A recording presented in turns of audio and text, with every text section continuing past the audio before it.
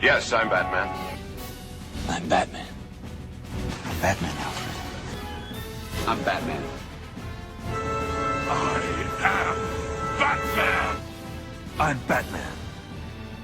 I'm Batman. Greetings, Bat Family, and welcome back to Holy BatCast, brought to you by Real Fans for Real Movies. Please visit holybatcast.com. It is our website, one-stop shop. You know, you can also follow us all over social media on Facebook, on Twitter, on Instagram, and on YouTube. Just search for Holy BatCast. You also could find us on Patreon. So let's say that you really, really love the show and help support what we do out of the goodness of our hearts in our spare time. You can do that at patreon.com/holybatcast. You don't have to do it, but if you do it, we love you. And it's Christmas, so, you know, could be a Christmas gift. We are part of the Real Fans Podcast Network, so if you are looking for other shows to check out, you can check those out at rf4rm.com. And as always, I am your Bat host, your Bat friend, and your Bat buddy. Yeah, all three of those things. I'm Andy DiGenova. If you want to follow me, you can do it on Twitter or on Instagram. It's just my name, Andy DiGenova. Now, this episode, we're going to be catching up on a little bit of movie news, but most importantly, we're going to be discussing the return of Wonder Woman in our first trailer for Wonder Woman 1984. And it is such a big deal that both of my Bat brothers have joined me. So first of all, who woke up very early before the sun, it is my Bat brother from another mother. Yeah, I haven't said that in a long time. It's Jamie Drewley. Hey, Jamie. What's happening, y'all? And Not sun, much. you know, it's winter in the Midwest, so the sun's only out for a maximum of about 2 hours a day for the next 4 or 5 months. That is true. That is true. Is it a frozen tundra yet? It's pretty cold. We're expected to get 4 inches of snow in 2 days. So Wonderful. I'm dreaming of a white Christmas. I'm not. Oh. Anyway, also joining us, our Bat brother from down under, it's Brendan Lowe. Hey, Brendan. Aloha, bitches. I'm back. Oh, he's back. He had his 2-week holiday in Hawaii. He got some Eggos. How were the Eggos? Did you actually eat them, or did you just take photos of them? I didn't get them because I can't eat them. You can't eat Eggos? Not No, even because with of my coconut syrup on them? Because of my stupid diet. Like with my IBS, I can't. Like they're full of shit that I can't eat. So that's why I took a photo. That's American food for you. Yeah, that's why I took a photo, because I can't actually eat them. Oh, sad. Okay, can I tell you this? Sorry, off subject. So when I came to China, I had to go buy milk. And milk, when I bought it, it like expires in like a week, which is so weird because you buy milk in the States and it's good for like 3 weeks. Are you serious? And I was like, oh, yeah. You guys must pump that shit full of preservatives, because it is not like that here. Don't spoil the ending. Okay. So I buy milk in China and it's only good for like a week, and I'm like, God damn, like I got to drink this fast, otherwise it's no good. And it tasted weird to me, and I was like, oh, it's fine, but it's just not the milk I'm used to drinking. But whatever, got used to it. I actually packed a bunch of cereal from America that I brought with me, so I needed something to eat my cereal with. That's true. I've got a box of Frankenberry. I got a box of Christmas Crunch, and I'm rationing it appropriately. I'm only laughing because I know damn well you were telling the truth about it. Of course. Have you met me? And so, you know, I've been out here six months now. Has it been that 6 long? months. Can you believe that? And so I went home Although the in amount of November. time that you've been there, it's only like 2.5 months. Yeah.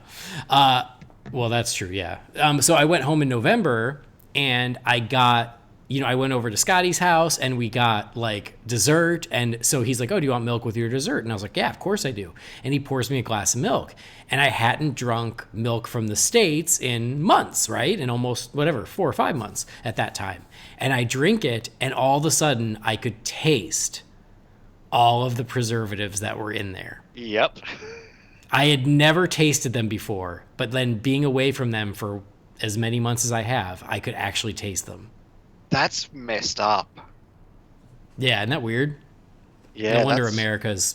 Yeah, I'll give you the other quick reason about it. I mean, it's the same reason McDonald's is the dominant empire that it is. Because if you try to go buy that preservative-free, gluten-free, health shop, all that other stuff, your price doubles to triples on every single item you buy here. Yeah. It's the same with the gluten-free stuff and everything here, but milk is, I mean, it's just normal milk. Like, you're actually doing less to it than pumping it full of the preservatives. I actually have not consumed normal milk outside of like a baked good, like just milk by itself or in a bowl of cereal in probably 5 years, because I switched over to the almond and soy milk and all that other stuff. Because frankly, I just like the way it tastes better. Yeah, makes sense. So yeah, it was an eye-opening experience, I guess is my point. Moving forward, let's talk about DC. That's why we're here. And as Brendan so lovingly alluded to, as you guys know, I've just been traveling like crazy, and I just haven't had time to do these podcasts. And it's not even time. I haven't been in my home to do these podcasts. So I just released an episode that I did with Sean talking about Birds of Prey and his set visit to Birds of Prey. But while I am home for 3 whole days, guys, I'm home for 3 days. It's amazing. I'm trying to record a bunch of episodes, so it's like feast or famine. So there was like famine for like 2.5 weeks before you got a new episode, and now you're going to get like 3 over the course of like a week or so. So I don't know if I should say I'm sorry or you're welcome. Yes. And don't forget we're locked in to record a Christmas special of The Nightlight on the 20th of this month. Oh, obviously. We're definitely going to do that on the 20th of December. Yes. That is totally how it's going to go. Exactly.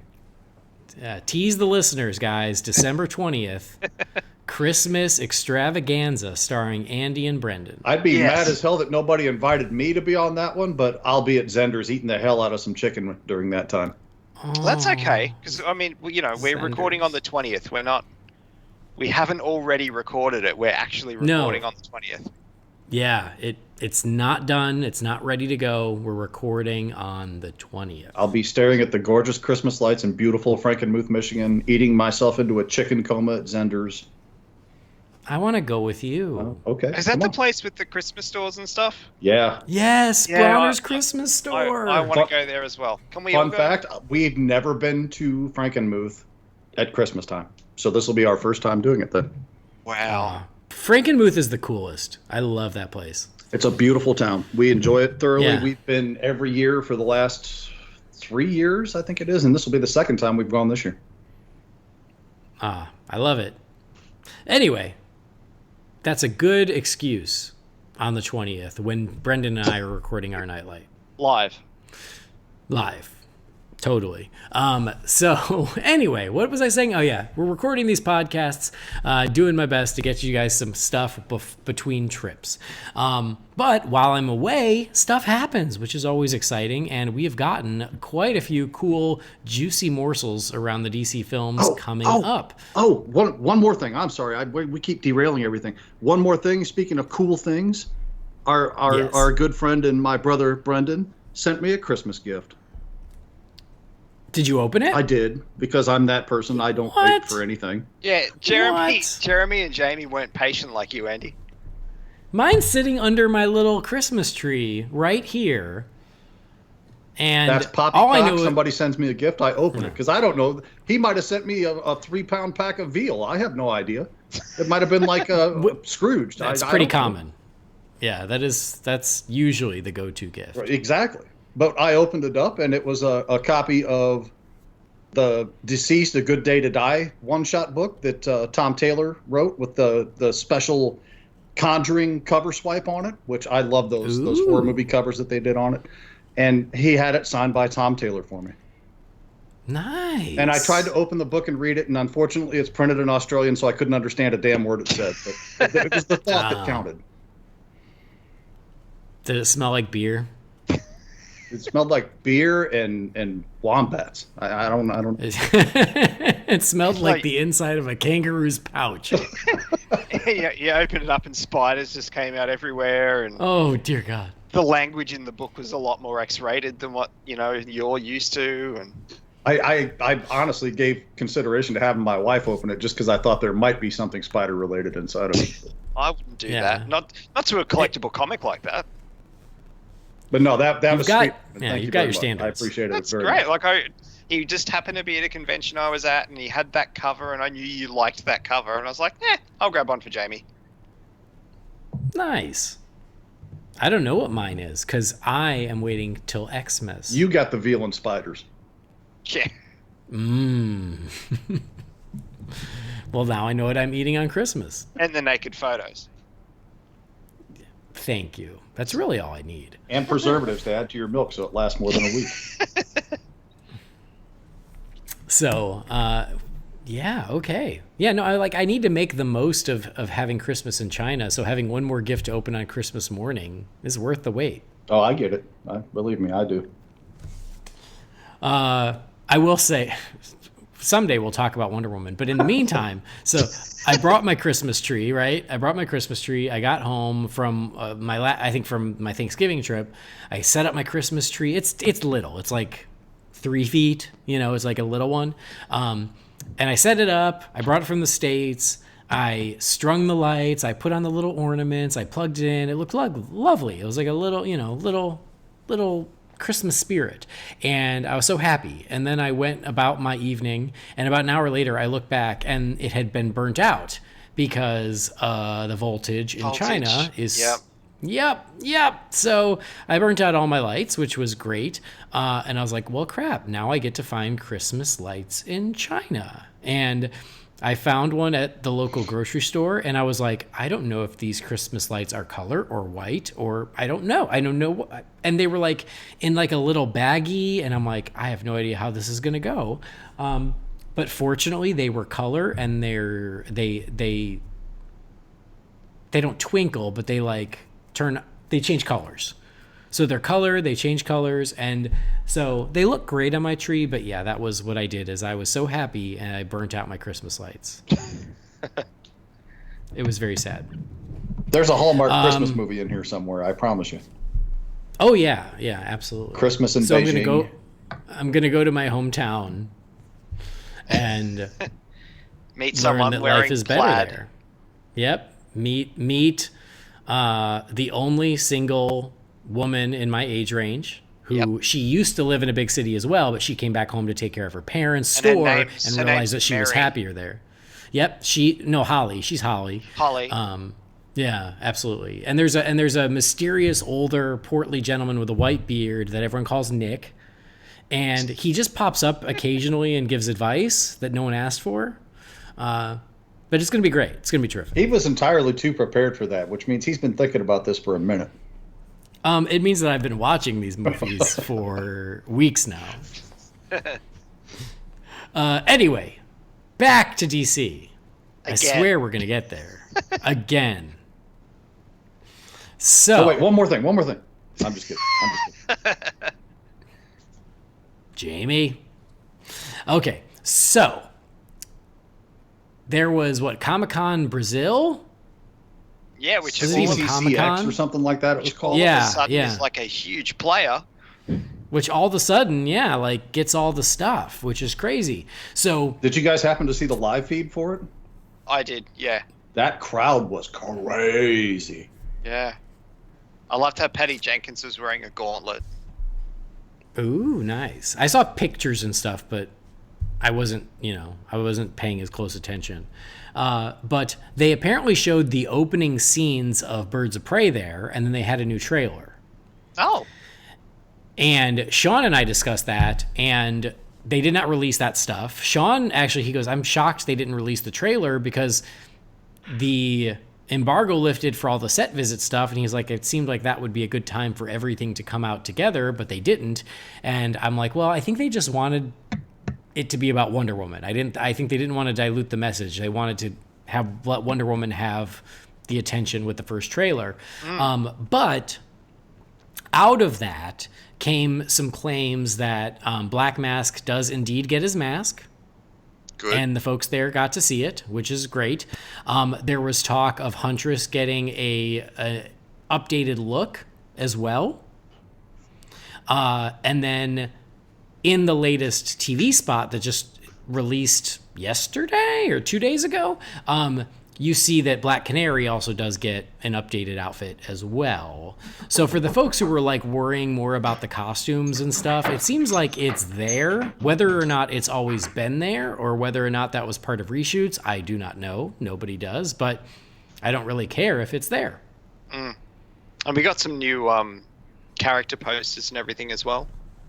Yeah, there were a lot of marketing, a lot of posters. I liked the posters. I thought they were cool and weird and different, but that's the whole movie, is cool and weird and different. So I'm looking forward to it. I know Jamie is not so much. He says it's not really doing it for him. It's not one piece of marketing I've seen for this film has done a single thing for me, but as we're going to discuss on a later episode to be recorded at a time to be announced, just because something doesn't look that great in marketing and aesthetic and everything to me doesn't mean I won't wind up liking it. True. I'm still you never know until you see it. I'm still cautiously optimistic with it. Yeah, I'm fully prepared to give the thing its fair chance. I'm absolutely going to be there opening night. I'll watch the movie, and I'm hoping to be surprised. But at this point, I don't have a tremendous amount, or actually, I don't have any excitement for this movie at all. Okay, excitement level 1 to 10, Jamie. 3. Okay, and Brendan? that's mostly because I like the cast. Yeah, I'll probably go like a 5 to 5.5, just because the first trailer, I think we talked about it on Holy BatCast. The first trailer just didn't do much for me. I didn't really like it, so yeah, I need to see a little bit more. Okay, I'm at like a 7. Like, I'm not like frothing at the mouth 10, like I was with like BVS or Aquaman, but like a solid 7, where like I'm really looking forward to it. I think it looks really cool, but I don't have a countdown, so. Well, I've got the countdown timer on my phone for it, but it's more because I need to pay attention when it's coming to buy tickets and everything else. But it's one of those things. Yeah, I mean, you all know me. I've said it time and time again. I love watching women kick ass on a movie screen. I think it's great, or a TV screen, or live action, anywhere else. I mean, it doesn't matter. That sort of thing just pleases me. I love it. It makes me happy. I can't shake this feeling that there's going to be things in this movie that, mostly leaning towards the humor aspect, that I'm just not going to be into. But again, I'm open-minded enough to go see it and give it its fair shake on what it actually is, instead of what my perception going into it is. Yeah. I will say that I bought a Birds of Prey t-shirt from Hot Topic while I was overseas, so there's that. Oh, cool. That's cool. Yeah, I just picture him at the logo cash register at Hot Topic, just loading shirt after shirt after poster after shirt after hat after wallet, everything. Actually, not so much, but that was definitely me at box lunch, big time. Yeah. Box lunch, man, they're giving Hot Topic a run for their money. Oh, it was so much better, but I don't want to go off on another tangent, so keep talking. No, there's lots of good stuff in there, and and I like that there are character posters for all of them now. Mm-hmm. I guess that was another concern that we had heard from people of like, oh, it's still about Harley. And I was never worried about that. It was pretty obvious to me that it's an ensemble, but they're using Harley as the entry point. She's the marketable one. And I like that they're broadening that marketing now to include everyone. Mm-hmm.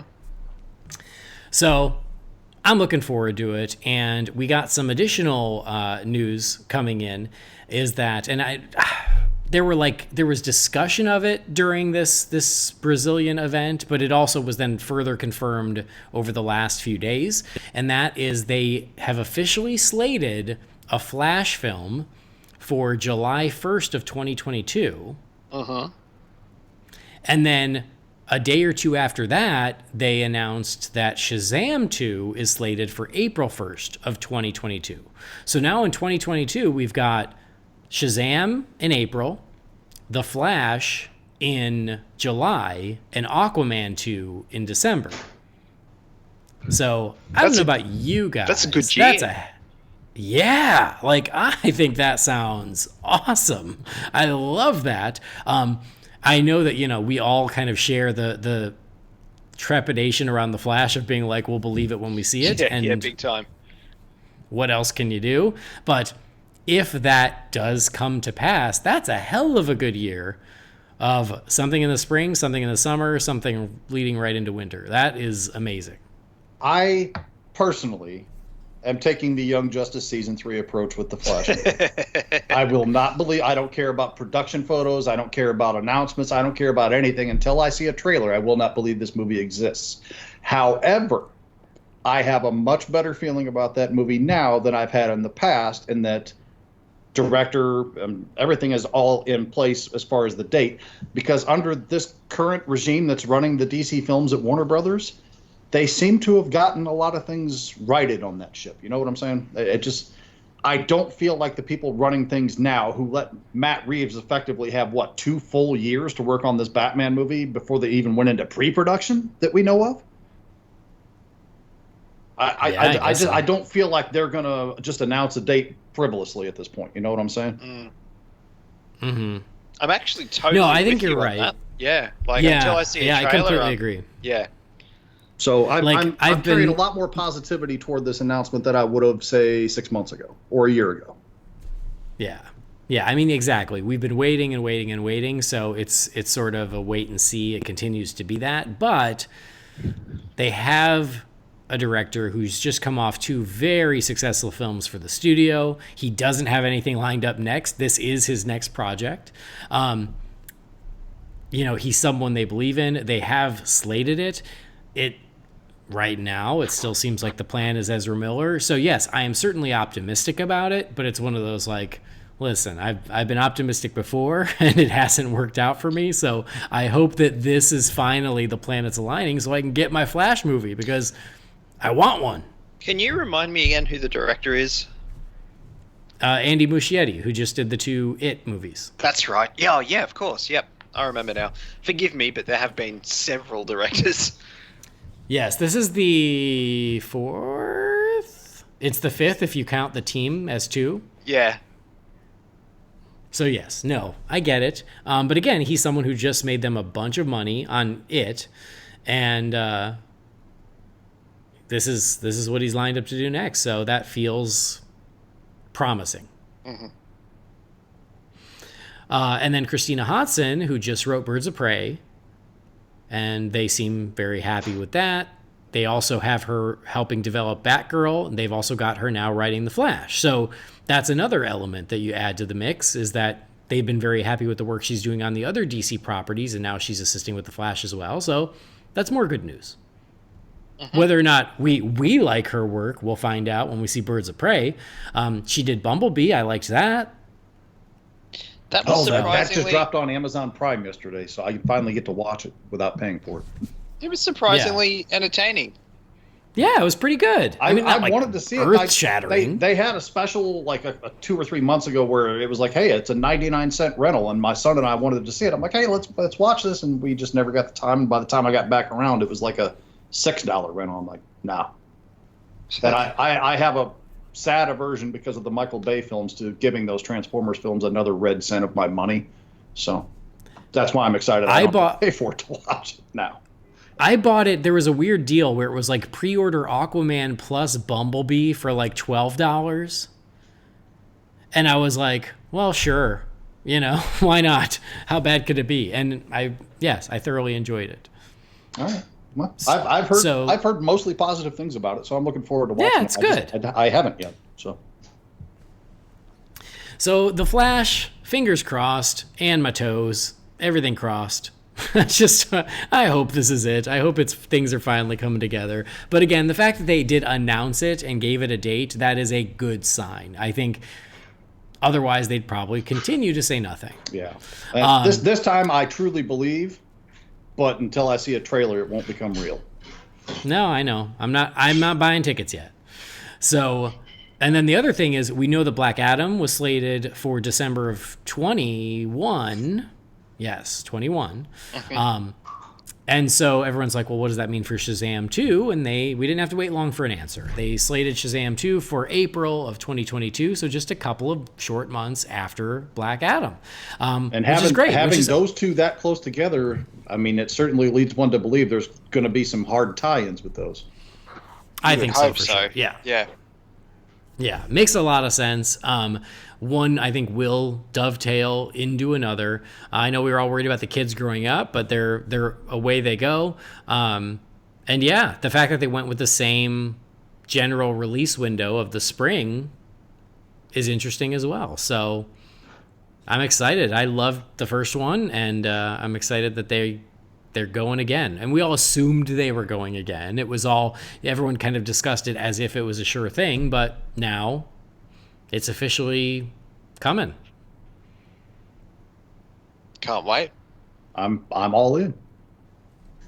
Yeah. So think about it. Okay. So we got Birds of Prey in February.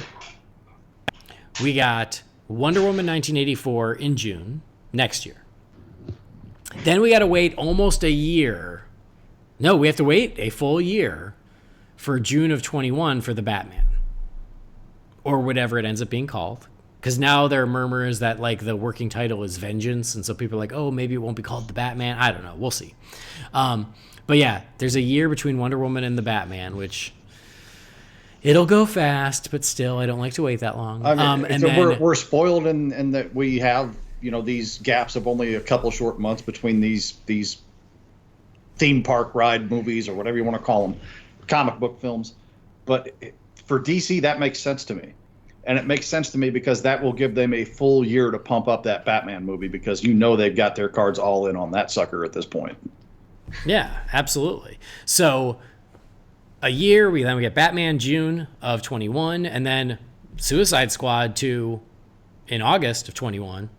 Because, yeah, I'm calling it Suicide Squad 2, because guess what? It is a sequel.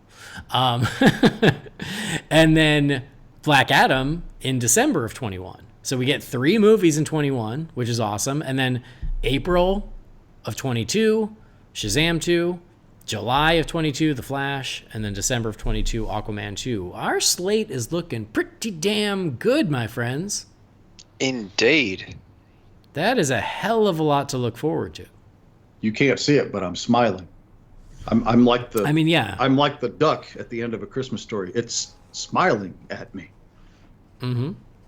So the fact that DC is moving up to 3 films a year, the way Marvel has been, I think is a great sign. Means things are moving right along, which is awesome.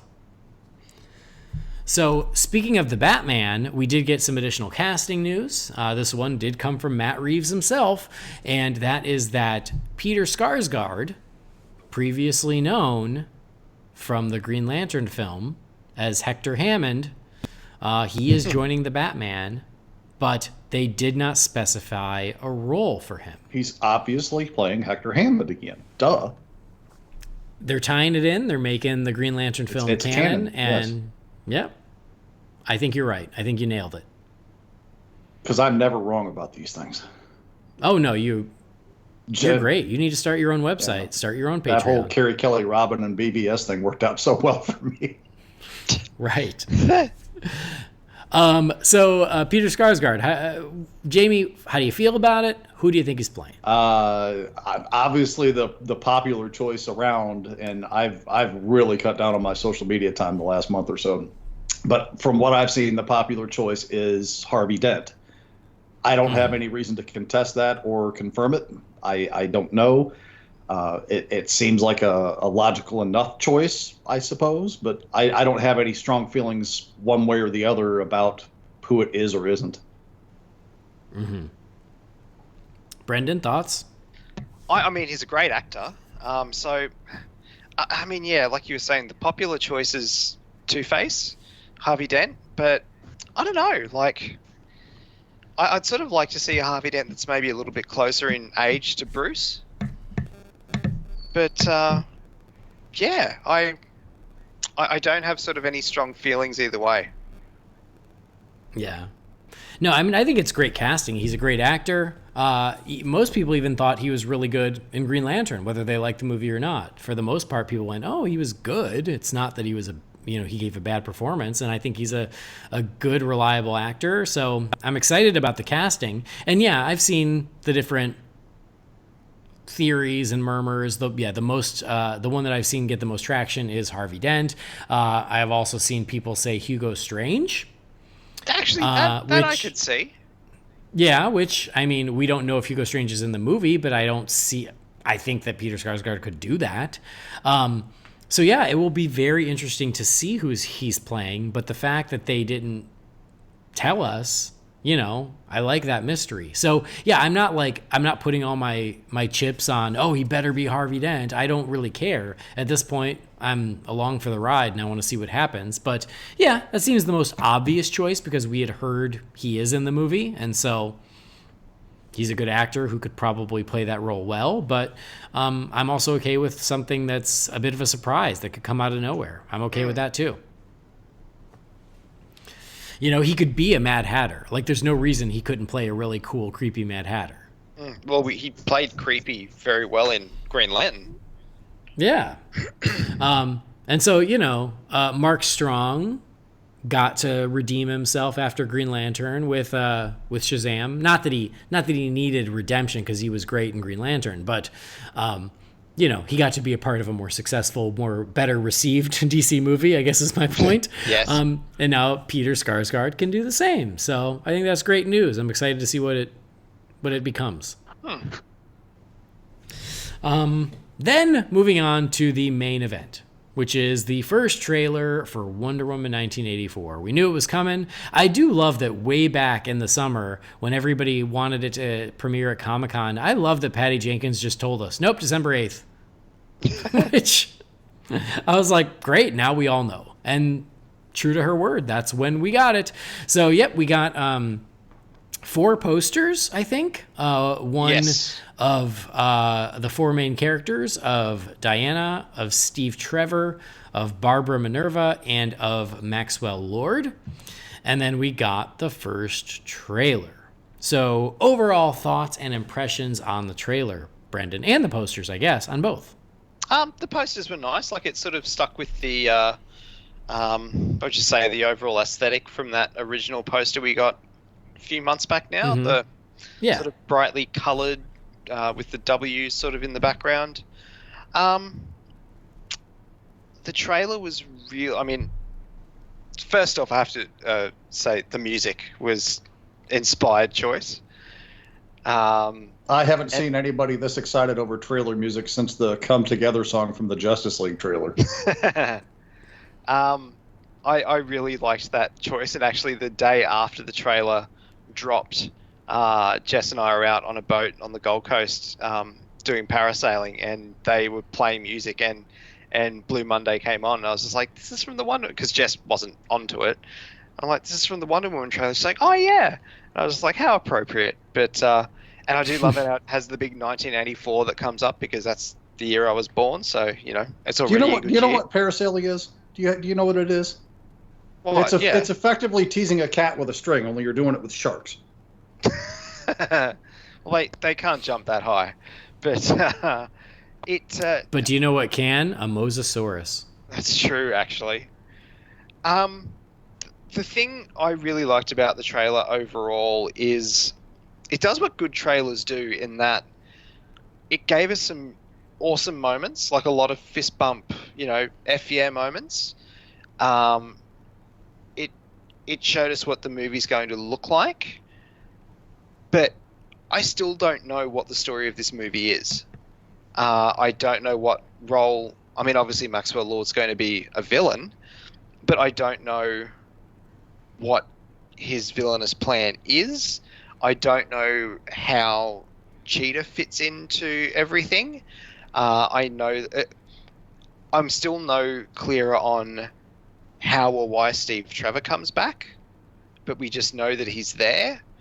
I did sort of like how it's effectively going to be a reverse of the first movie, where he's going to be the man out of time now, which is a nice little twist, and I guess sort of for a sequel to the first one, it makes sense to sort of reverse those roles.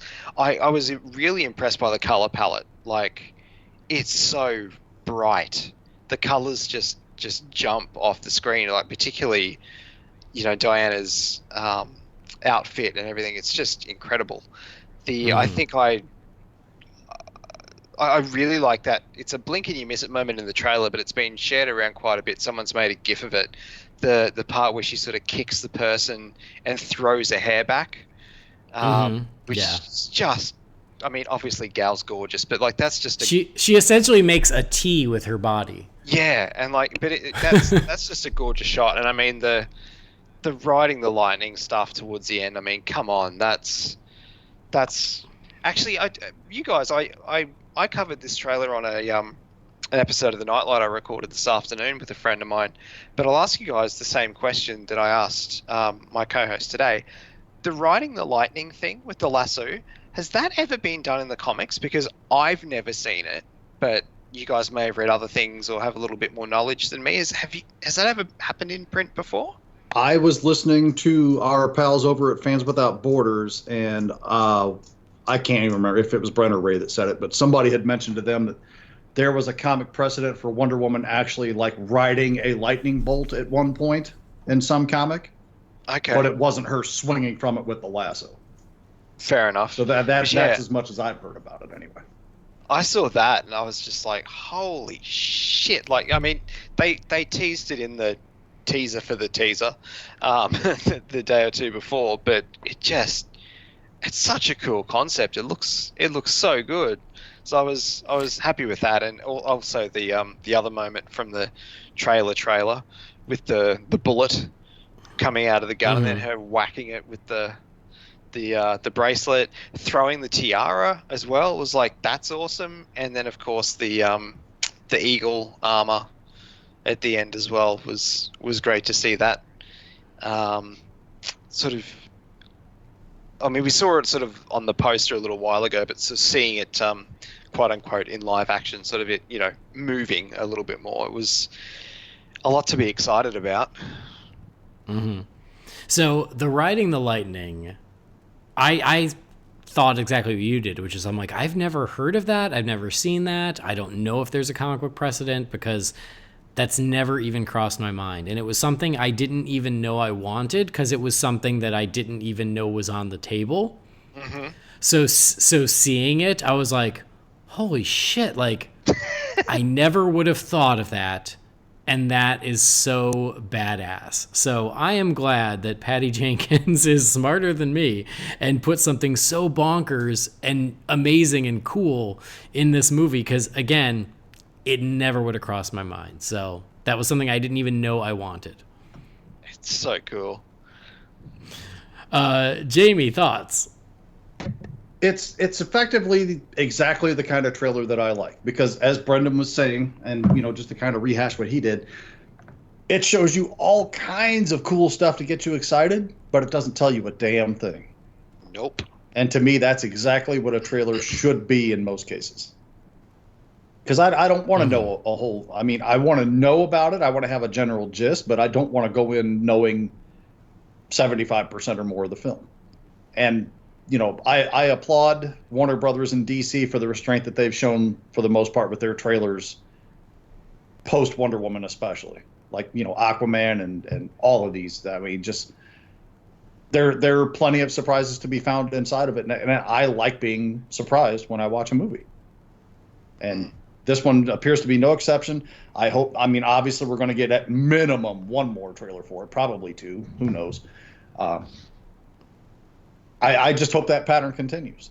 And hearing the discussion that Jenkins and Gal were having on stage at that CCCX thing in Brazil, I've really been scratching my head since it was found out about Steve Trevor coming back, how it's going to do. Is he some kind of a clone? Is he a descendant? Is he, you know, displaced from time somehow by magic, whatever? I mean, we don't know.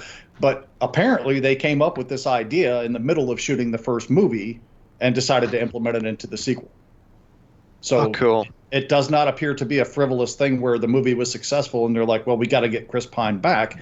They apparently had this idea all along, assuming you believe them. And at this point, I don't have any reason not to believe what these people are saying, because nothing they've said has turned out not to be true, right down to the date of the trailer's release. So, but no, there's great moments.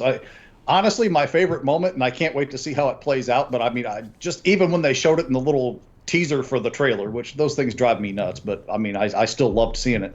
The part, but yeah, this time I was willing to forgive it because it was so cool. Right. When she ejects that bullet from the rifle and takes her gauntlet and is getting ready to, I mean, you know what she's doing. She's going to hit the bullet at somebody, and that's going to be freaking awesome to see. I can't wait to see how that particular piece finishes out. But no, I mean, the lightning thing was great. The joke at the end with the trash can, it doesn't quite land with me, but it fits with the humor that carries over from the first movie. I mean, some of that humor in the first movie worked for me, some of it didn't. It's just how I'm wired, people. I would have rather it ended on a stronger note than that, but I mean, it's tough to be really picky because there was so much coolness in there. To give it crap for that is a little ridiculous on my part, so I'm not going to. Pedro Pascal, honestly, is one of the biggest reasons I'm excited for this movie, because that guy is on one hell of a run in everything I've seen him in from Game of Thrones on. I mean, he was in Triple Frontier, I think, which that movie had plenty of problems, but it had a fantastic cast, and he was no exception. I loved him in the Kingsman sequel, which I still appear to be the only person in the world that liked that movie. Nope, I love that movie. I actually like it better than the first, and I love the first. I love it. I dig it so much. Obviously, The Mandalorian. I mean, I'm all about that show right now, warts and all. He was in The Equalizer too. Oh, I haven't seen that. I saw the first one and I liked it. I just haven't gotten around to the second. But anyway, I really like this guy and the flavor that he can bring to just about any type of role that I've seen so far. I mean, he makes a great evil, sadistic bad guy. He makes a great sidekick companion. He makes a really good mystery hero. I mean, he does so many things so well. I'm really excited to see what he's going to bring to this part. Again, he's one of the big reasons I'm excited for this film. Just piggybacking off Jamie there, if I did have one criticism, and it's a nitpick, but it was sort of that joke at the end. It didn't. It was kind of the flattest part of the trailer, so it was a bit of a shame that that's what they went out on. Like if they were going to go for a gag, I would have liked to have seen something a little bit stronger, or it just finished with like another fist bump moment. But you know, it's a minor quibble, but yeah, that's the only criticism that I have if I had to have one. And well, oh, go ahead. I'm sorry. I was going to say you don't have to have one. That's true. Because guess what? I don't. I have no problems with this trailer. I think it's a perfect trailer. Like, I love it. I watched it over and over, and every time it's over, I want to watch it again. And yes, I think the music has a lot to do with that, but it's a perfect trailer. It does everything you want it to do as far as teasing the return of Wonder Woman and what this new movie looks like and what this new movie feels like, and just enough hints at the story without giving it away, and it leaves you wanting more, and just enough really awesome Wonder Woman money shots that are just completely badass. Like, man, Patty Jenkins, as much as she hit it out of the park with the first film, it's like she's only learned more and more and is becoming a hell of a good action director, which was not her forte prior to Wonder Woman. But man, has she done it, because every cool Wonder Woman action beat in this trailer is just fist-pumpingly good, to your point, Brendan. So, no, I have no quibbles. She's done enough to get a pop vinyl made of herself. Hell yeah, as well she should. Wait, there's a Patty Jenkins pop vinyl? It's coming out next year. Oh. As part of the director series, she's getting a pop vinyl, which is, you know, she's a relatively new director, so that's a big call. But I'm going to buy one because she's awesome. I love her. I do. Yeah, amazing. So Jamie, I'm sorry, was there something else you wanted to say? Oh, I was just going to address the color palette of the film, and again, I've been mostly vacant from social media because, frankly, most of you people out there drive me crazy, but that's another story. Are you happier? Yeah, I am, honestly. Dude, it is so true. You know me, a couple times a year, I just got to step away and refresh myself, and, you know, eventually I'll come back and get involved again. But like right now, I don't want to be there. But the color palette of it, I mean, that feels the 80s-ness of this trailer. You know, the brief bits that we've seen of Pascal and the marketing materials, the posters. You know, I haven't really paid a lot of attention to these new posters. I saw them as they were being revealed kind of in the background of CCCX, but I haven't like gone to study the details of them or anything. But it all seems so deliberate, and that bright, vibrant color palette that this shows, I mean, it's not Dayglow that was so hot in the 80s, but I mean, it kind of has that general feel to it. And I'm sure that's not unintentional. No. I mean, yeah, it is so vibrant. And I think that is because it's the 80s. The 80s was, man, it was all about the bright colors. But just to see the way Wonder Woman's colors pop in the mall, you know, or on the street when she's running down the street, it's just, yeah, like, it's just awesome. And she looks great. She looks perfect. And so, yeah, no, I agree. Like, and they're really embracing the 80s aesthetic, as well they should. So the only thing I'm sad about is we didn't see her stop by Scoops Ahoy.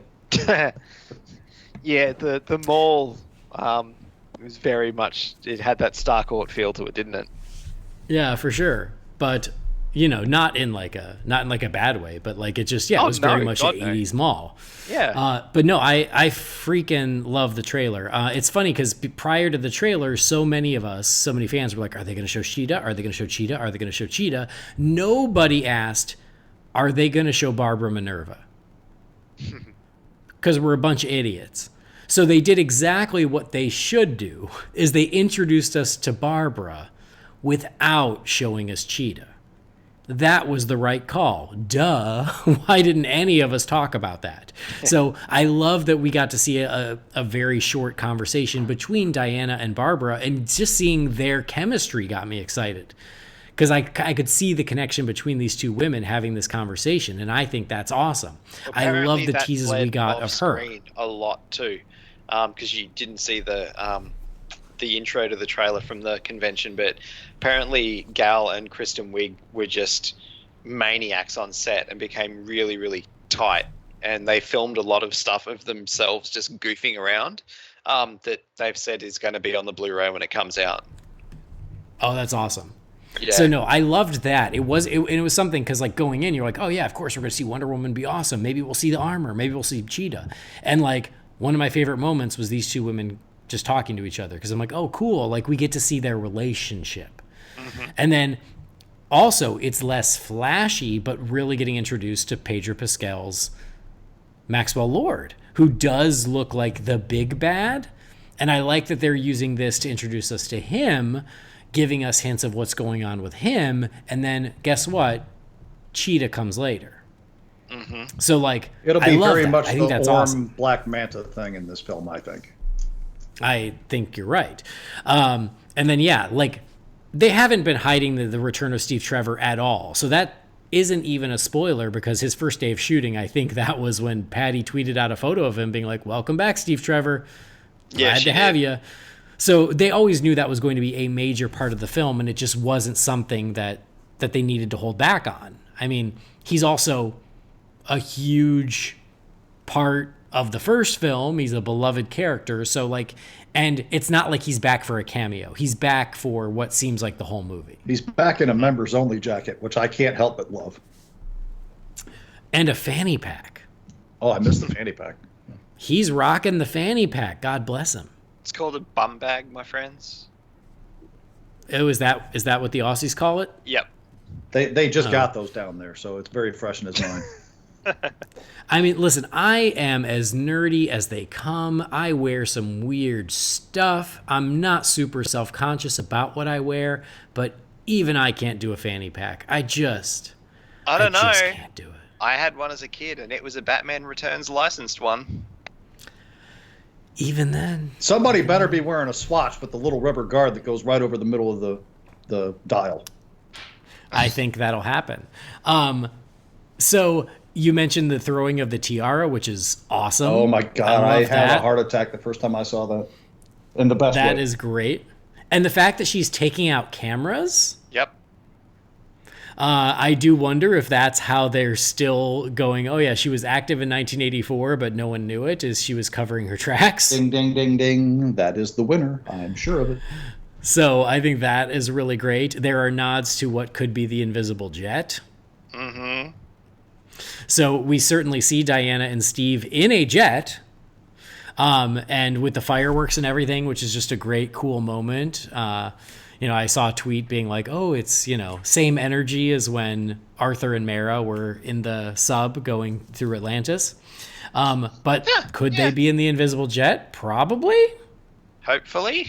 No sense in holding back on anything now. And the moment where she is running down the street and she lassos up and then gets yanked up super quickly.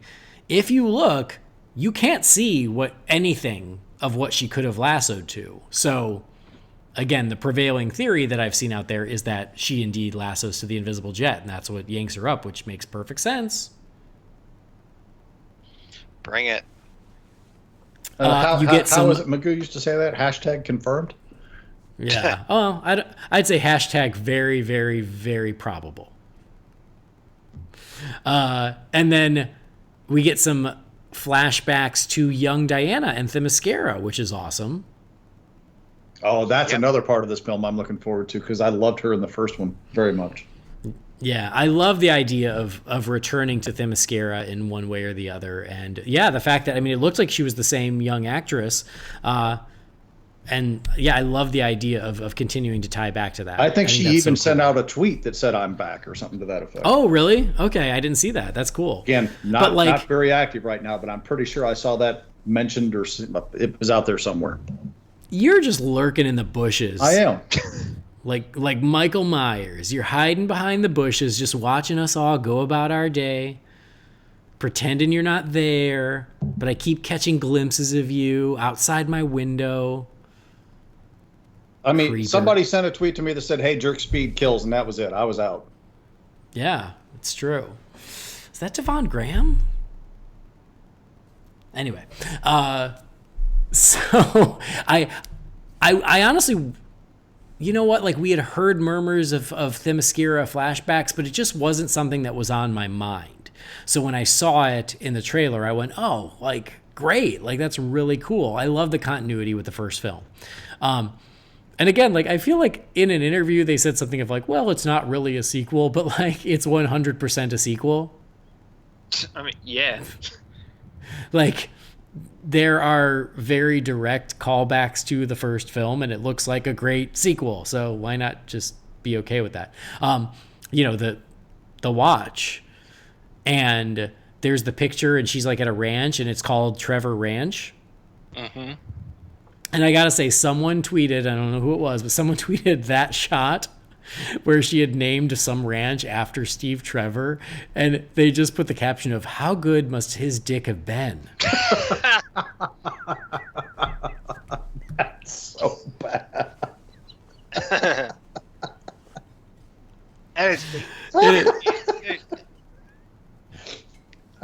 I wish I could take credit. It was just a tweet I randomly came across, and I went, "Oh man, so wrong, but so right, perfect." So here's the thing, guys. I don't know if you want to hear this. I think I cracked it. On my third rewatch of the trailer, I think I've cracked it. Cracked what? The Steve Trevor thing? Yeah, and the movie. Oh, okay. Lay it on me. So, of course it's not confirmed. This is just my speculation, but I was like, all the pieces sort of came together as I was watching the trailer, and I went, oh shit, I think that's it. And I could be wrong. I've been wrong before. I've been wrong more than I've been right, but I don't know. Okay. It's so not like Maxwell you're me or anything, so. I'm no Jamie Drewley, but I'm also no Nostradamus.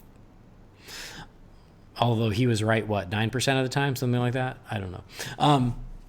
Okay, so we got Maxwell Lord, and I think Maxwell Lord is the key. And throughout the trailer, you get him pitching happiness, right? And he's like, what do you really want? What makes you happy? Dude, I already know where you're going with it. At the minute you said that, it clicked with me. I'm with it. I got it. Okay. So he's like, what do you really want? Whatever you really want. Okay. We see that Diana misses Steve, right? That's what Diana really wants. That's what's missing is Steve Trevor. And Maxwell Lord is offering whatever your heart desires. I think Maxwell Lord is Hades, and she literally makes a deal with the devil to bring back Steve Trevor. Okay, that's not where I thought you were going, but all right. Because there's a moment then later on where he says, now I can take whatever I want. Interesting. And so he offers her whatever her heart desires. That's Steve. Steve comes back. But now when Hades or Maxwell Lord, maybe he's not Hades, maybe someone else, but when he comes back to collect, there are consequences that Diana did not anticipate. Because then later on in the trailer, Steve says something like, this world needs you. You know what you have to do. And she has to make the choice to give up Steve again. That's as rock solid of a theory as I've seen on any of it yet. But that explains why it is really Steve, but he hasn't aged. It's not a long lost grandson. That is my theory based on what I have seen of this trailer. Yeah. And it also is something, there are parallels there to Superman 2 about how Kal-El is willing to give up being Superman to be with Lois, and then there are consequences he doesn't anticipate, and then he has to give up that life to be Superman because the world needs Superman. And I think Wonder Woman is sort of willing to give whatever it takes to have Steve back, but there are consequences, and she realizes that the world needs Wonder Woman more than she needs Steve. Now listen, if Diana at the end of this film breaks Cheetah's hand and throws her down a snowy chasm with a big old smile on her face, I'm going to be just a little tense. I'm just saying. And then that also could explain Minerva. Because you get the impression that at the beginning, she's kind of a loser. She wants to be cool. And she cuts a deal. And in that deal, she becomes Cheetah. Well, I mean, there's that other realms involved with her becoming Cheetah, depending on which origin you go with. The most current iteration, and I mean, I ain't even going to try and pronounce his name, but it's some god of cats or jungles or something that gives her that power, so... Yeah, I mean, we'll see. But it was just another thought because there's the moment sort of in the middle where she shows up at the party in a black dress where she looks a lot more put together. And it's like, oh, she's starting to get what she wants. I really hope they don't pull the Edward Nygma or whatever Guy Pearce's character in Iron Man 3 or Jamie Foxx in Amazing Spider-Man 2. I really hope they don't go overboard with her pre-Cheetah, if you know what I mean. Yeah, no, I completely agree. But I think just based on what we see at the beginning of the trailer with the conversation, I'm not super worried about it because that seems like the nerdy side, and it still seems pretty grounded. It doesn't seem cartoony the way the other ones you just mentioned were. And that's perfectly fair, but Kristen Wiig is one of those people who can go really silly and flip a switch and go really serious in, the snap of a finger. She's a very talented woman. She's mostly funny from what I've seen of her in films and stuff. It would make sense that that's why they cast her to be able to do stuff like that. I just hope there's restraint. And I don't have any reason to believe that there won't be. I just, in the back of my mind, I get a little bit concerned about certain things. Yeah. I mean, if there was something in the trailer that looked like, again, any of those things that you mentioned that were a little over the top, I would be with you. But we see it in the trailer, and I go, no, that still feels real. She still feels like a real person. And the ones you mentioned, none of those felt like real human beings. They all felt like cartoons. So speaking of Barbara Minerva, there has been concern about her because they're like, because the poster is her in a cheetah print outfit, but it's still Kristen Wiig. And so people are like, is that it? Is that what we're getting from Cheetah? We're getting cooler looking Kristen Wiig in a coat? Like, that's the Cheetah? And I tweeted it out, but the answer is no. No, that's not what you're getting. She will become the Cheetah, but hey, a little bit of patience. Let's just relax. I hope they don't even show Cheetah at this point. I hope they don't either, but they will. Oh, well, maybe. I mean, you would think they would have at least teased her in this. They didn't need to, though. I know they didn't need to, but for the first trailer, you don't need to. The first trailer, the important thing is Wonder Woman is back, and now she's in the 80s, and it's going to be really cool. And that's really all you need to sell, and they sold that with flying colors. But you need to save something for the clincher right before the movie comes out, and I think that will be Cheetah. I think we're going to get 2 more trailers. I think trailer 2, they're going to tease Cheetah, and trailer 3, you will see her. Because here's the thing, I don't think they can hold back her look until release, because there's going to be merchandise. Exactly. So as much as we want to be purists and be like, don't show her till the movie, I just don't think it's possible. There's going to be action figures, there's going to be, T-shirts, there're going to be posters, and Sir, you can't. You clearly do not remember 1998. Did you know what Godzilla looked like going into that movie? Godzilla? No, I didn't. Remember that merchandise did not release until the day after the movie was released to keep his look under wraps? I know, you're right. I mean, in today's day and age, with all the spy photos, it's a different world, it's harder. But obviously, everything with her is done at this point. So unless somebody leaks photos out of it, I mean, there's no reason they have to show her at this point. Well, I don't think you keep a lid on it in this day and age. So yeah, maybe not, but lean into it. I also like what they were discussing at the CCCX. It's another one of those things that just kind of brings a smile to my face. The visual effects question was brought up, and obviously this movie is going to have CGI in it. There's no question about it. But when it was brought up, I think it was even specifically related to Cheetah, whether or not it would be practical or it would be, computer enhanced or whatnot. Patty basically, in not so many words, and this is not a verbatim quote, said that they did as much as they could with practical and then used the CGI to just touch things up on the end of that. Of course, yeah. Which I like it when they do that blending instead of just, I don't have a big issue with CGI, but at the same time, when you can do something practically, there's not a reason to do the CGI. When you can't do something practically, that's when the CGI comes into play. This is me. This is how I see things. So I appreciated hearing that. No, I agree. I think that's awesome. So for the folks out there who are worried, A, don't be worried. B, give it time. Like, it's going to be okay. So let them hold some things back. Like, this gave us plenty. Let's not be greedy. So it's going to be fine. I can't wait for it. And then, and then we also mentioned that, you get the reveal of the eagle armor. So come on, that's pretty badass too. So there is a lot going on in this trailer. And again, for me, perfect first trailer. Couldn't ask for anything more. Yeah. It was a good week to week and a half for that, actually. Like a lot of the big trailers that came out, I noticed, thankfully, all sort of fell into that same boat where they showed a lot of cool stuff, but I'm still no closer to knowing what those movies are about. Yeah. And now I have that song in my head. Okay.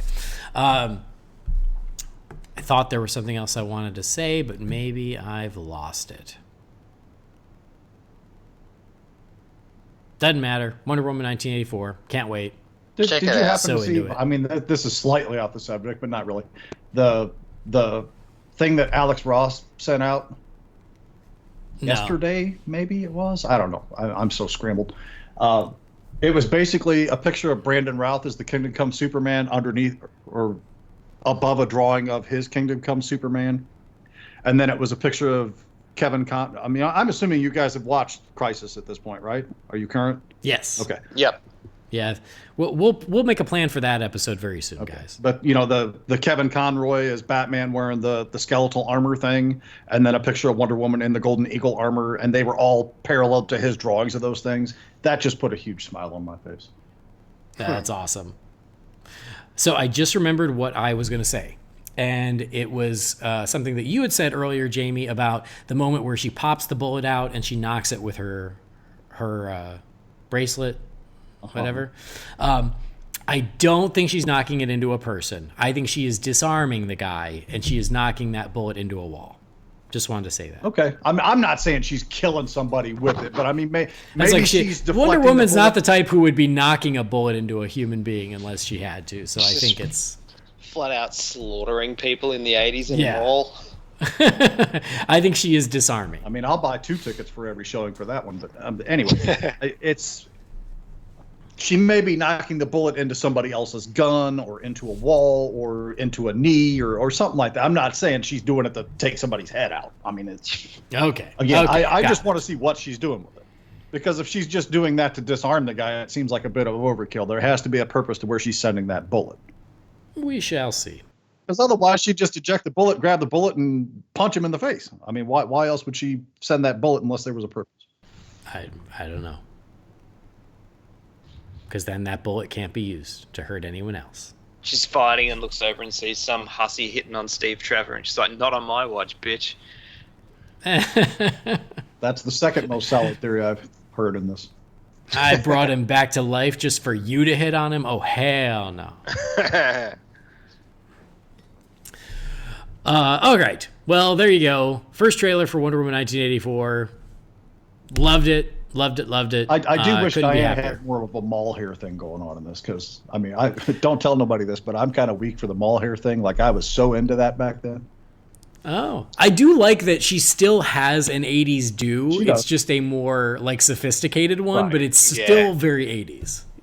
Like she looks like she should be on like a 1980s CoverGirl package or something, you know, with that hair. I have a strange obsession with hair anyway. It's weird. It's not like a fetish thing, but like I love hair. I think it's amazing. But because you don't have any. Just gonna say you love what you don't have. No, I've got plenty of hair. I've got my hair all grown out now because it's winter and I'm cold. But it's this girl that I used to be friends with. She had the biggest mall hair you'd ever saw in her life. I swear to God, she had 9 inches of bangs sticking straight up on the front of her head, and I loved it so much. So I would have liked to have seen Diana with that, but I'll survive. Well, maybe in a smaller scene, like a shorter scene. Maybe she does an 80s makeover, and we get to see her like. Oh my God, a glamour shot! She needs looks. to do a glamour shot. That would be awesome. I'm all for it. She guys get the perm. So. Good stuff. Can't wait. June. It'll be here before we know it. So I can't wait. Looking forward to it. Anyway. And if you really want to break your heart, we should have seen this movie a month ago. Yep. I know. I have thought about that, but it's all good. Good things come to those who wait. It'll be all right. All right. Well, good stuff. Fun catching up on that. But now let's catch up with all of you fine folks as we crack open the Wayne Manor mailbox. It's time again for the Wayne Manor mailbox. You've got mail. What is a letter for me? Maybe temporary. She wrote a letter. You're one hell of a messenger. This is all, Master Wayne. All right, what do we got here? This message here is from Clarence Eugene. It says, greetings, Andy and Jamie. Happy Thanksgiving. So that's how long it's been since we have done an episode.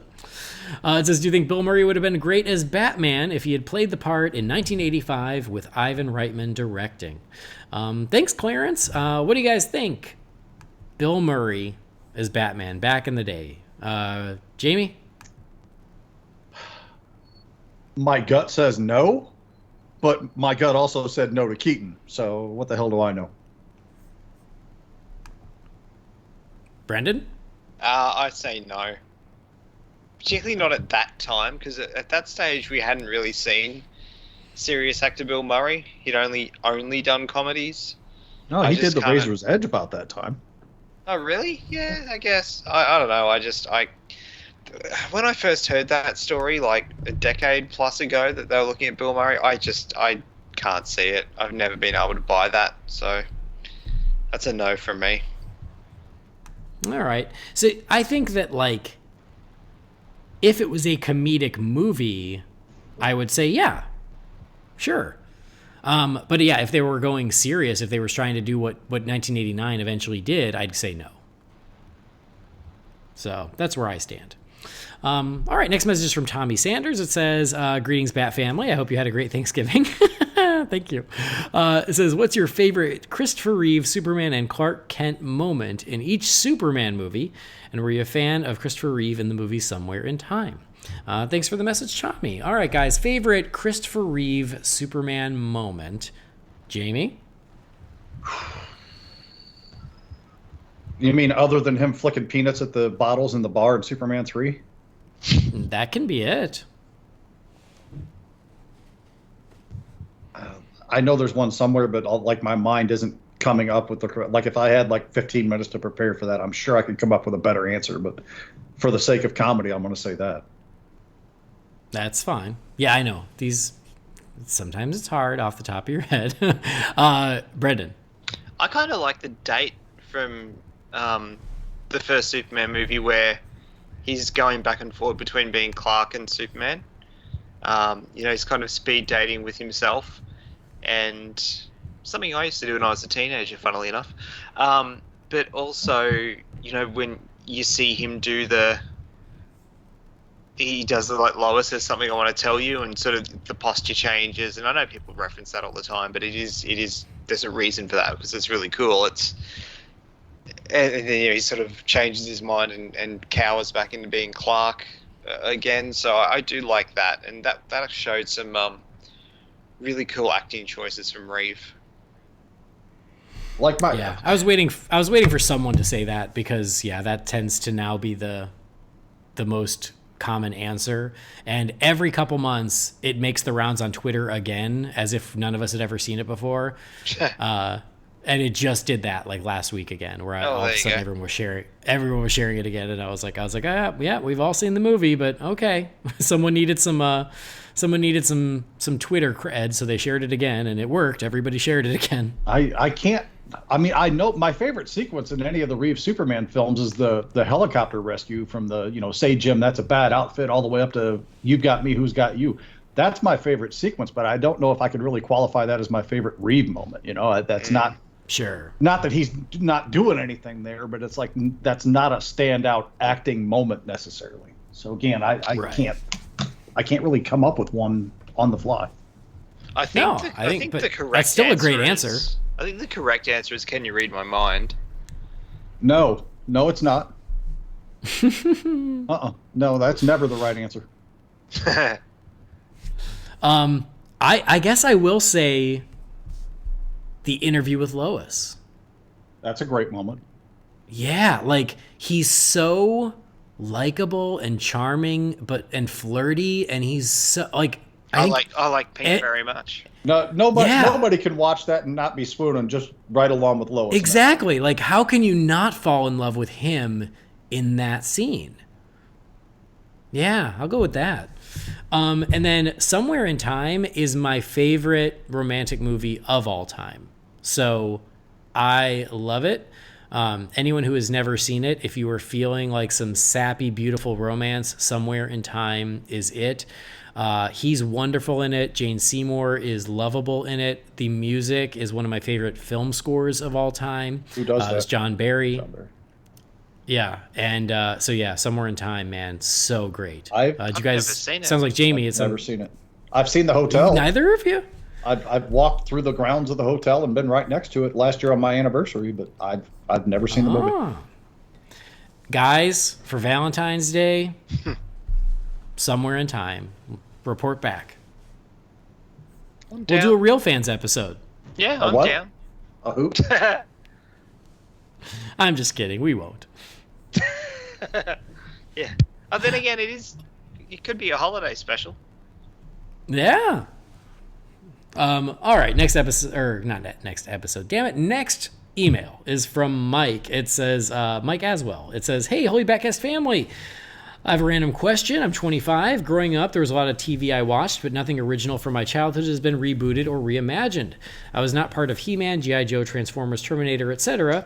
My one true love was Barney the Dinosaur. Wow. After seeing the I don't know. After seeing the SNL Grouch sketch, it made me think of something. What would you make of a dark and gritty remake of the franchise? Surely there must be a massive amount of nostalgia for it, and I know people would like to see something from their childhood reimagined in a fresh and twisted way. I know you were probably too old to watch it, but I'm sure you've heard of it. Who do you think would be good fit to direct it? And would you pay your hard-earned cash to watch it? Thanks for the great show. Take it easy, guys. Mike. I feel like I am being punked. Yeah. I cannot. I think you're right. I think there's like a circle of people serious out there somewhere that just develops these ideas and sends them in, because Barney the Dinosaur 2 in a row, that's just way too coincidental. Way too coincidental. I think Mike is playing us, but I'm going to answer the question anyway. I can't imagine a gritty reboot of Barney the Dinosaur. No. I could totally see someone like Illumination or DreamWorks getting the rights and doing an animated film of Barney the Dinosaur, and I think that would get people who are nostalgic for it involved, but no. A dark and gritty version? Probably not. No. All right, next message is from Willis I'm glad you're here, Brendan. You'll like this one. Okay. This one says, greetings, Bat Family. Happy holidays. After watching his performance as BZ in Santa Claus the movie... Yes. Could John Lithgow had been a great Lex Luthor? Speaking of Santa Claus the movie, if a sequel had been made, what would it have been about? I always thought in the sequel that BZ would help Santa save Christmas. Willis how funny and random. And strangely, the news came out this week that John Lithgow also said he turned down Joker in Batman 89. I was just about to mention that, so apparently he convinced Tim Burton not to hire him. That... I don't want to call bullshit, but I feel like there's more to the story, because who goes to John Lithgow before you go to Jack Nicholson? Maybe they went to Nicholson first, and then they heard his price tag to do it, and they're like, let us shop that for just a minute. I don't know. I don't either. I didn't read the full story, but I'm like, you don't offer it to John Lithgow if Jack Nicholson is still in play. You just don't. Could have been a ploy.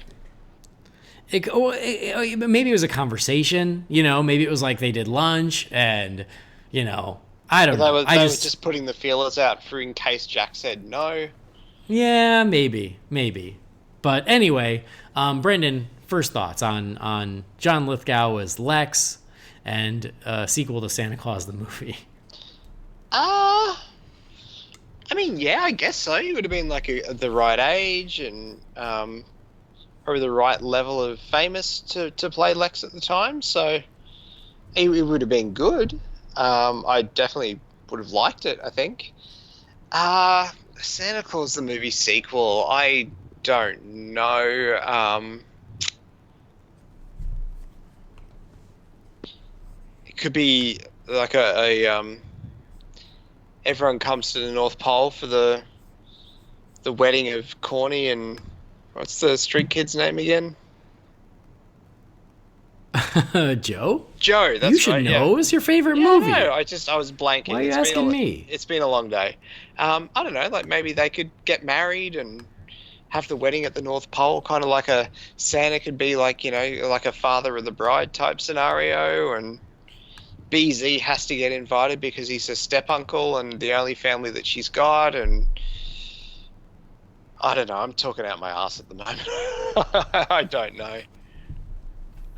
Okay, Jamie, any thoughts? I think Lithgow would have been a great Lex. I love the guy as an actor. I think he's very talented, and he can bring a maniacal but undertoned psychosis or rage to a part that a lot of actors probably couldn't do as well or better than him.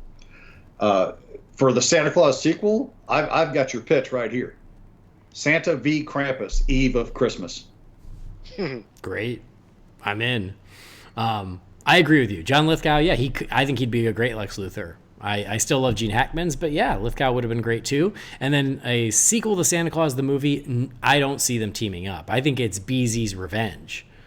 You know, maybe BZ takes his empire back and he ends up somehow invading the North Pole and taking over the North Pole. And it's the night the reindeer died. I've been waiting for it forever. Perfect. All right. Next question is from Brandon Holmes. It says, greetings, Andy, Koala, and replacement Koala. Previously, you've expressed disappointment in the Tom King Batman run. I'm curious if you'll be picking up the book once again once James Tynion takes over. He's been breaking down his ideas for the series and his pitch in his newsletter, which I'll link. I was also wondering about your favorite Speed Racer from 2008. My favorite is Speed Racer from 2008. I'm hoping everything is going well and your Thanksgiving was a delight. Brandon, what is going on behind the scenes, guys, where we're getting these questions? I don't know. Weird. Strange. Anyway, Jamie, you've been the most vocal about the Tom King thing. I actually just read issue number 84, which is his penultimate issue on the main run, before he jumps over to his maxi series to conclude his story with Phantasm. And we got a reveal on that as to what's been going all the way back into the tail end of the I Am Gotham story arc, which was his first one in the Rebirth era. And I got to the end of this book when that reveal happened, and I laughed my butt off for all of the wrong reasons. Wow. So, I've been reading it right along. I've stuck with it. I've kept up. I've tolerated it. I'm ready for Tynion to take over. Let's just put it that way. Well, you're better than I. I haven't been paying attention to it for a while, but once Tynion takes over, well, I will absolutely jump back on board. Because I love his Batman. I love his writing. You're a matter of weeks to a month away from that happening, my friend. Yeah. Because I'm pretty sure Tom King's last issue came out as we record this on Saturday about 3 days ago, I think is when that was released. So cool. And for the record, I do like the Speed Racer movie. I think it was unfairly maligned. I think it's pretty good. I just saw that for the first time last year. It was okay. I don't need to revisit it or anything, but I liked it. Yeah, it's not bad. Brendan, anything to add to this? Not really, no. I'm good. All right, great. Moving on, next message is from Omar Gonzalez. It says, first time messaging. I wanted to say that you guys are amazing. The best part is seeing a new podcast and listening to everything Batman. Please keep up the amazing work.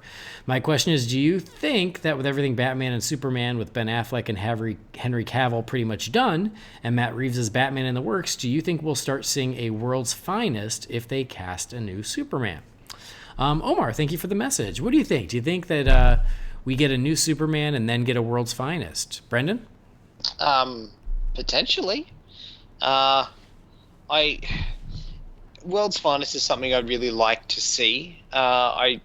We didn't get it with BVS, obviously, because it was right there in the title. It was Batman versus Superman. I'd like to see them on the same side. I've said this before on this show. I'm at the point with Batman now where I'm more interested in seeing them develop his world more, and in terms of team up movies or crossovers, it'd be more the characters of Gotham. Like, obviously, I'd like to see all the DC characters end up in a really cool Justice League movie one day, but I don't know. I'm ready for it not to be such a shared universe, and it just kind of be the Gotham universe where there'll eventually be a Nightwing movie and a Batgirl movie and whoever else, and it's all those characters as opposed to trying to get in with Superman, the Flash, and Wonder Woman. Okay. Jamie, thoughts? I cannot go home to Jesus until I have a scene on a movie screen of Superman and Batman on a rooftop in Gotham or Metropolis shaking hands in costume and roll credits. That I need to see that before I die. Mm-hmm. So I'd like to see it happen. Whether or not it will, who knows? But I'd certainly embrace it because that was the ending I wanted in BVS. But obviously we got a different movie than that. So not that I have any real solid complaints against it. I still love that movie, but that's really what I wanted in the end of that, and I didn't get it. So, yep, agreed.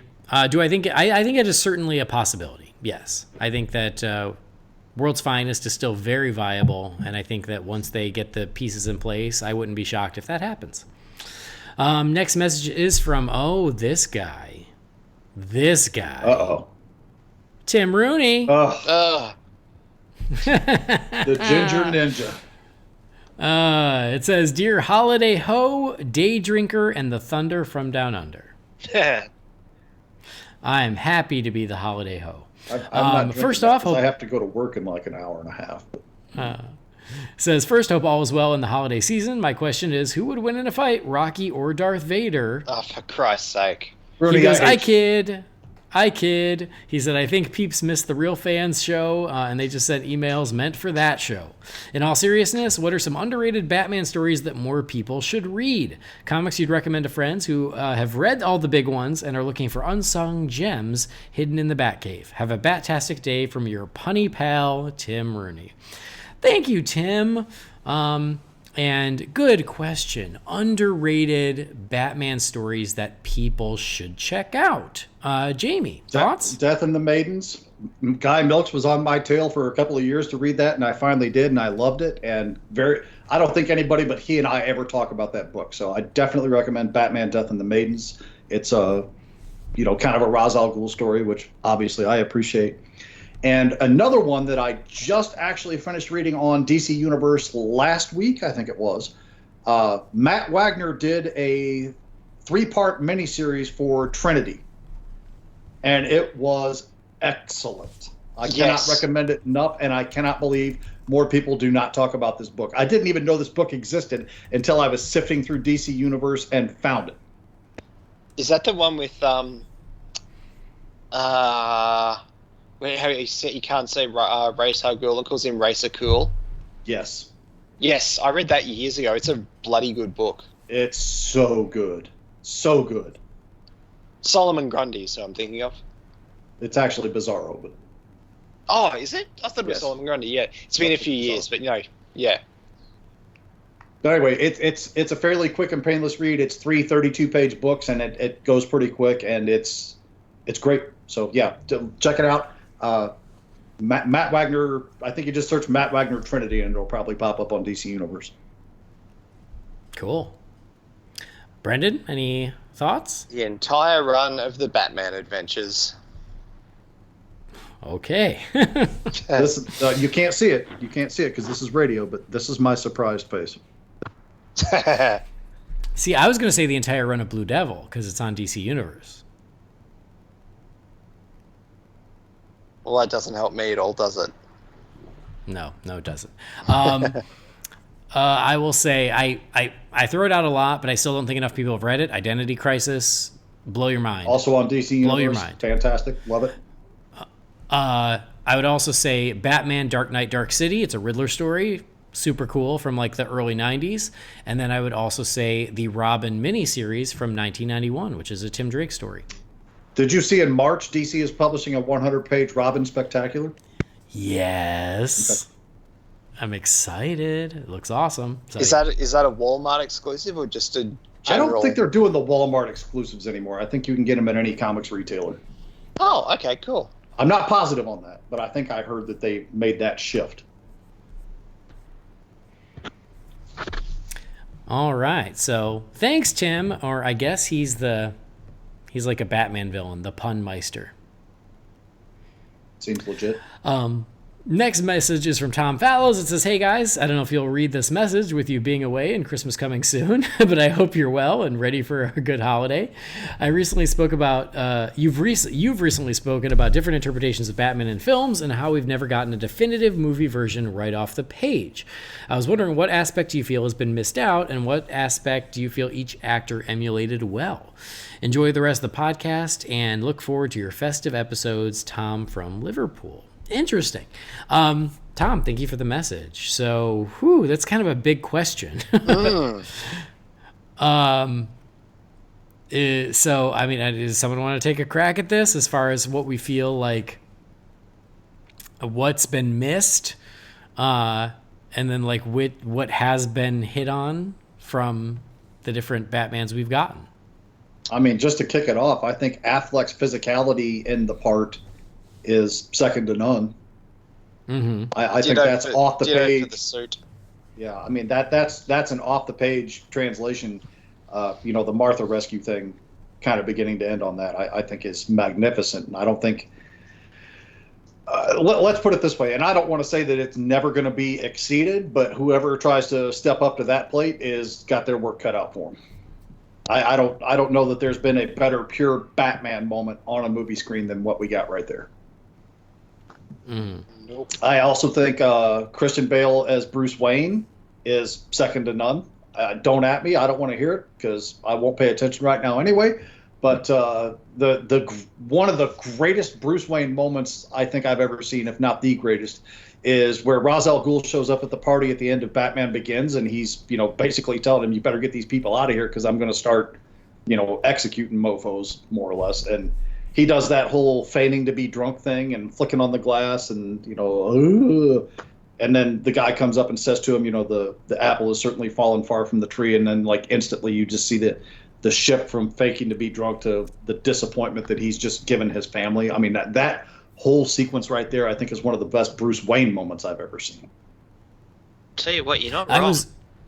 I was going to say, for Christian Bale, it is his Playboy Bruce Wayne is perfect. Of putting forth the persona that makes people go, oh, there's no way that dude could ever be Batman. Like it's perfect. His Bruce Wayne compared to his Batman, that's great. I think what was missing from the Christian Bale version, I want to say Christian Bale's Batman is probably the closest we have gotten, but for me what was missing was the fact that he was still a Batman who was still figuring stuff out. Mm-hmm. And that was he wasn't a Batman who was like super confident or a Batman who knew what he was doing. He was a Batman who was still finding his way, and that was even true in The Dark Knight. And then they jumped immediately to the end where he was now a grizzled, tired, broken Batman in Rises. We missed the middle. Yeah.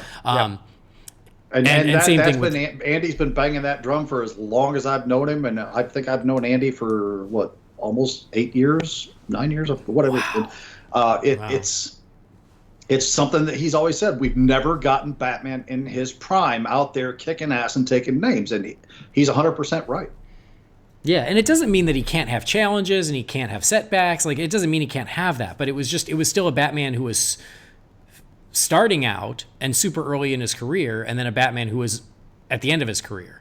And then same thing with Batfleck. Like, I agree with Jamie. Like, the fighting prowess that we finally saw with Ben Affleck's Batman is another element that we had missed in all the other big screen versions. We've never seen Batman move the way we wanted to see him based on the comics, and Batfleck finally gave us the closest to that. But then we also got a Batman who was over the hill, bitter, jaded, had lost his way, had succumbed at least part way to the darkness. And so it was like, oh, you were so close, but you also pushed him into a realm where he wasn't entirely Batman anymore. So there are certain elements of all of it. Like, I love Keaton's focus, and I love Keaton's just overall, what's the right word? He really took the brooding side of Batman and made it work, and I liked the way how he was so in his element as Batman. Val Kilmer just seemed bored. Nothing. George Clooney, probably the best thing I could say about that is his Bruce Wayne still felt kind of Bruce Wayne. Yeah. But with Kilmer and Clooney, there's not much I want to hang on to. But I think Keaton, Bale, and Affleck have all been terrific. And you could almost combine elements from all three to create a great definitive Batman, but that hasn't happened. So I've mentioned before, one thing I've always loved about Keaton is I heard years ago that in Batman Returns, Batman actually had a lot more dialogue than what wound up on the screen. And Keaton's like, no, I want to cut back on this because, Batman is not a man of words. He's a man of action kind of a thing. So, I mean, that cut his dialogue and costume way back. And I've always appreciated that because he's right. Most of the stuff that you have with Batman is his internal monologue. It's not him talking to people, having conversations. And when it is, it's usually because he's trying to beat information out of somebody. So I've always appreciated that with him. And another great moment with Batman that I want to tack on is the opening sequence of The Dark Knight, where he's dealing with the thugs and Scarecrow in the parking garage. I think that's another fantastic Batman moment. Even from the point where the guys that are dealing drugs through the window of the car look up and they're like, they see the signal. He's like, nope, not tonight. He's like, come on, you got a better chance of winning the lottery than him showing up. It feels like his legend is known amongst the underground at that point, and then the way he deals with those thugs in the garage, particularly him timing that jump onto the roof of the van, I absolutely love that moment. So, to me, that's probably my second favorite on-screen Batman moment behind the Martha rescue. Cool. I don't know if I can really add anything else that you guys haven't already touched on, to be honest. All right. Cool. All right, let's do one more, and then we will wrap this baby up. This is from Eddie Bolton. It says, hey, Andy, Jamie, Brendan, 2 quick questions. Are you watching Watchmen? If so, what do you think? I think it's an incredible piece of television. Number 2, I know Andy shares my love of the Scarecrow. I'm wondering, what's your favorite story involving Jonathan Crane? It can be from any media. Wishing you a happy holiday season from Dublin. Hope you receive Batman socks aplenty, Eddie. Thank you, Eddie. Watchmen. Jamie? I have been watching the show. I have been loving the show. It's something that you have to exercise patience with. It takes not that there's not interesting things going on, but it really takes until about the 3rd episode for it to really hit its stride and you to have it click in your mind and be like, oh, okay, here's where we're at. And it's magnificent. The cast is great. Sister Knight is an excellent character, and Jean Smart is running away with every scene that she's in that show. She's absolutely magnificent as Laurie Blake. Brendan? I have not seen a single frame. I haven't either, and that's not for lack of trying. It's just that I don't really have access to it in China yet. Yeah. But as soon as they drop it to somewhere I can get it, I look forward to checking it out. And then, any favorite Scarecrow stories, guys? Other than The Dark Knight? Or Batman Begins. Long Halloween, I guess, is where I'm going to go by default. I can't think of. Oh no, I'm sorry. Let me back that up. Batman Kings of Fear. Oh, I still need to read that. I haven't read that one. Oh, that's so good. That's another underrated one that nobody talks about that I should add onto that list. Okay, no, that's good. I will check that out because I'm always in the market for more Scarecrow. Brendan, thoughts? I'm going to sound like a broken record here, but I really like Scarecrow's, not so much the aesthetic the first time around, but the Scarecrow episodes on Batman the Animated Series, for the most part, are all really good. Mm-hmm. Yeah, that's just what's springing to mind at the moment. I can't think of any sort of comic arcs, but yeah, I think the Scarecrow episodes, like the one with the, like, his, what's it called, where he's like freaking out the people in the college and everything. I think that might be the first one when he had sort of that. It might be. I think that's the first one. Yeah. Yeah, he had sort of that teardrop aesthetic. Nothing to Fear. Yeah, that's the one. How his head sort of looks more like the teardrop than what he became later on. It's pretty good. I mean, you've also got your Over the Edge as well, which is a pretty cool one. Yeah. What's crazy, as much as I love Scarecrow, I can't think of one that immediately jumps to mind. So yeah, I was honestly going to answer the same way you did, Brendan, which is, and anytime he popped up in the animated series, I pretty much loved it. Mm-hmm. Which means there is an opportunity for a really great Scarecrow story for someone to tell, unless Kings of Fear is it, and I just haven't read it yet, which is very possible. So anyway, we're going to close the mailbox right there. We still have more, but guess what? We have more episodes to record, so we'll cover those on those. But guess what? We got a voicemail, guys. A what? Oh, wow. I know. I thought we were done with that. I thought people were done with it. But yeah, got a quick voicemail. So 1 second, let's check in. This is from our pal, Jason Ritter. Hi, Andy, Jamie, and Brendan.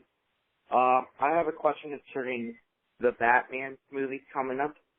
I know that you guys want the blue and gray bat suit, which I believe it's time to bring that back. I have a certain question about the symbol. I think it's time to bring back the yellow oval Batman symbol. I think the last time I saw it in live action was Batman Forever, unfortunately, but I hope with this new movie, I'm hoping maybe Matt Reeves would bring it back. What do you guys think? Do you think we should get bring back the oval again? Anyways, this is Jason Ritter with a question. I hope you guys have a good show. Bye. All right, Jason, thank you so much for calling in. And yeah, we talked about the costume, I think, on the last... The pre-Thanksgiving episode. And it was in there we mentioned also the yellow oval, and my answer is yes, it is so time to get the yellow oval back. I love it. Yeah, I'm all for it. Jamie, Brendan? Ditto. I want the yellow to come back. I mean, if they want to toy around and design their own bat emblem to go in between it, I'm okay with that at this point, but I really want them to incorporate the idea that the yellow is there to draw fire and there's an armor plate underneath it. I mean, they've never really touched on that in a live-action movie, so, I mean, there's your excuse for having it, and it's a perfectly logical excuse, and I've always loved that being brought into Batman lore, is that's why the yellow oval's there. So, yeah, I want that back along with the blue and gray, certainly. Yep. Brendan? Yeah, blue-grey, I'm happy with. Even if it is black-grey, I don't care. But yeah, I'd like to see the yellow come back. For sure. One more time for the all cheap right. seats. Anything but all black at this point. Yeah, pretty much. Sweet. All right, cool. Well, there you go. That's it for the Wayne Manor mailbox. Thank you, guys. If you do have an email you'd like to send us, you can send that to Holy BatCast at rf4rm.com, and the voicemail line is 323-366-9246. Nice to see someone use it. Yay! But that's where we're going to wrap up this episode of Holy BatCast. Thanks for joining us. And Jamie, thanks for waking up nice and early. Tell the friends at home where they can find you, even though right now you're not really interacting. You're just lurking in the bushes. My Twitter handle is BatRaider3960, but don't expect any activity from me anytime in the near future. All right. There you go. Brendan? You can find me on Twitter at Loey007 or my podcast at nightlight.podbean.com. Cool. And I already told you where to find me. But that'll do it for this episode of Holy BatCast. Thank you for joining us. Thank you for downloading the show. Please do subscribe so you never miss an episode. Please rate and review us on Apple Podcasts. Visit holybatcast.com and follow Holy BatCast on Twitter, on Facebook, on Instagram, and on YouTube. Just search for Holy BatCast. Again, got any thoughts you'd like to email us? The email address is holybatcast@rf4rm.com. Yep, that'll do it. On behalf of Jamie and Brendan, I've been Andy. We will see you next time. Same bat time, same bat channel.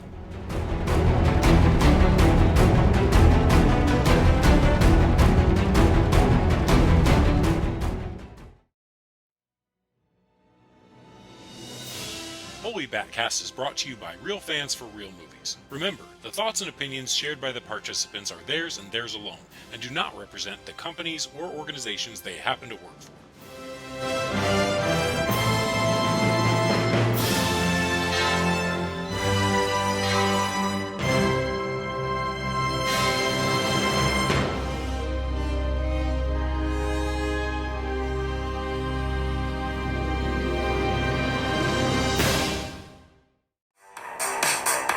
Welcome to the future. Life is good, but it can be better. And why shouldn't it be? All you need is to want it.